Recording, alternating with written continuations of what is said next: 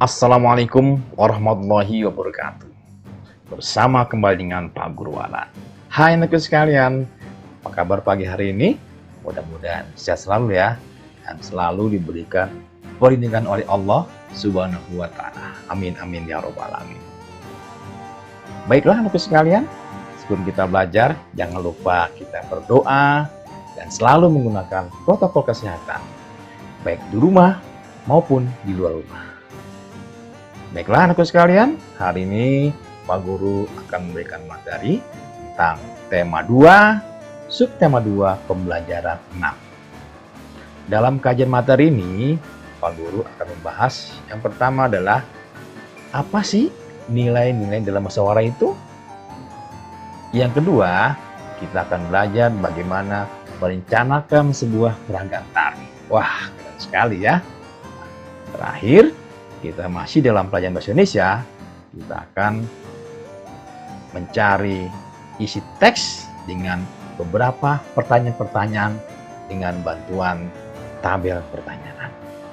Baiklah, lebih singkatnya, perhatikan presentasi Pak Guru pagi ini. Baiklah, kita mulai saja dengan muatan PPKN KD 32 dan KD 42. Nilai-nilai penting dalam musyawarah.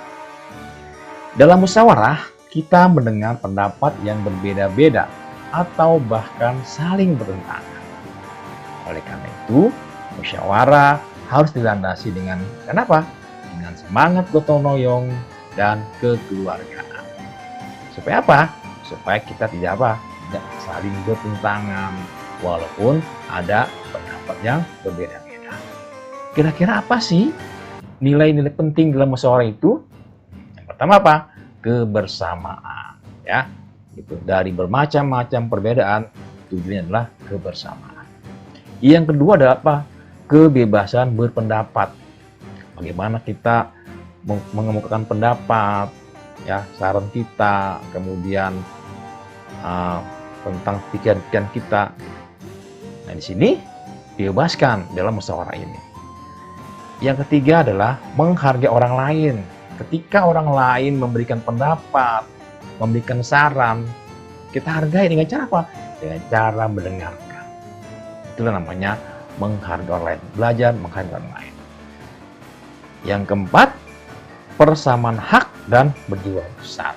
Semua di musyawarah ini punya hak apa? Punya hak untuk berbicara, ya, untuk punya hak suara, tentunya dengan berjiwa besar apapun yang terjadi di dalam keputusan itu. Yang kelima, lapang dada menerima hasil musyawarah. Walaupun kita tidak cocok, walaupun kita tidak senang dengan hasil ini, tapi tetap lapang dada menerima hasil musyawarah. Ya, itu adalah bagian-bagian dari apa? Nilai-nilai penting dalam musyawarah. Dan terakhir, itu tanggung jawab untuk melaksanakan hasil musyawarah. Ini yang lebih penting, ya. Gitu.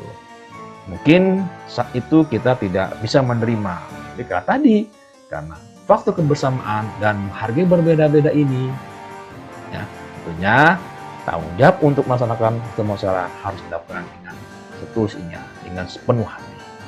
Ya, kenapa? Karena kesemuanya itu harus apa? Dilandasi dengan apa? Dengan semangat gotong royong dan kekeluargaan.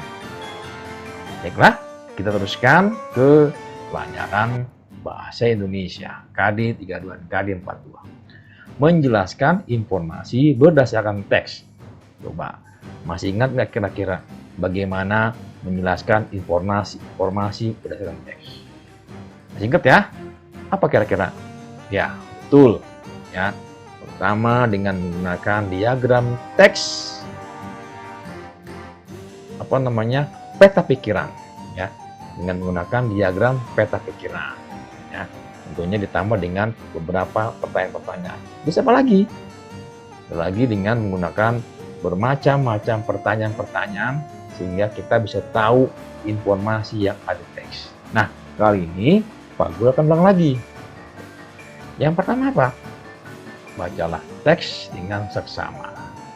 Buatlah pertanyaan dengan menggunakan kata tanya apa, di mana, kapan, siapa, mengapa, dan bagaimana.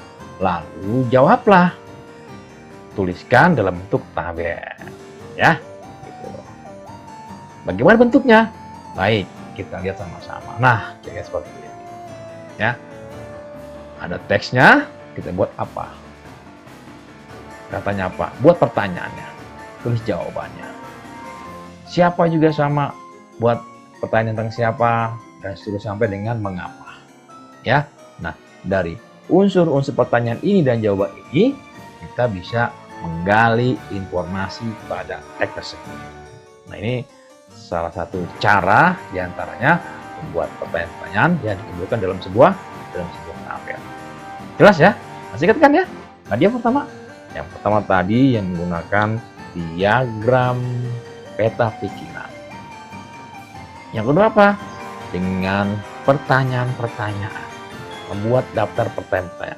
Yang ketiga, ini. Membuat daftar pertanyaan, ya. Kemudian bikin pertanyaannya, lalu jawabannya, ya. Dalam apa? Dalam sebuah tabel. Sehingga kita bisa menggali informasi pada teks yang kita baca. Jelas ya? Oke, kita teruskan.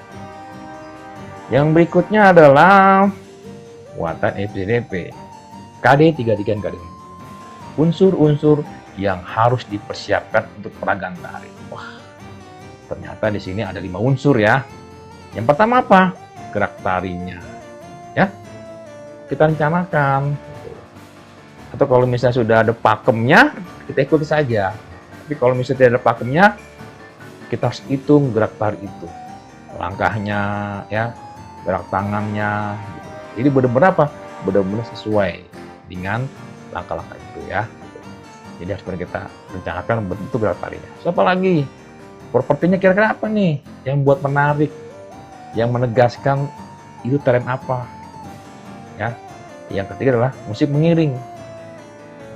Musik mengiringnya bisa dengan musik, dengan apa? Dengan langsung dengan CD. Atau dengan beberapa alat. Terus yang tidak kalah penting apa?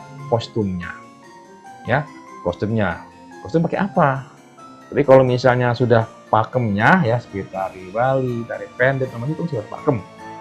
Itu kita nggak akan lagi membuat desain itu gitu. Tapi kalau misalnya kita akan menjalankan sebuah tarian, bagaimana kostum yang cocok?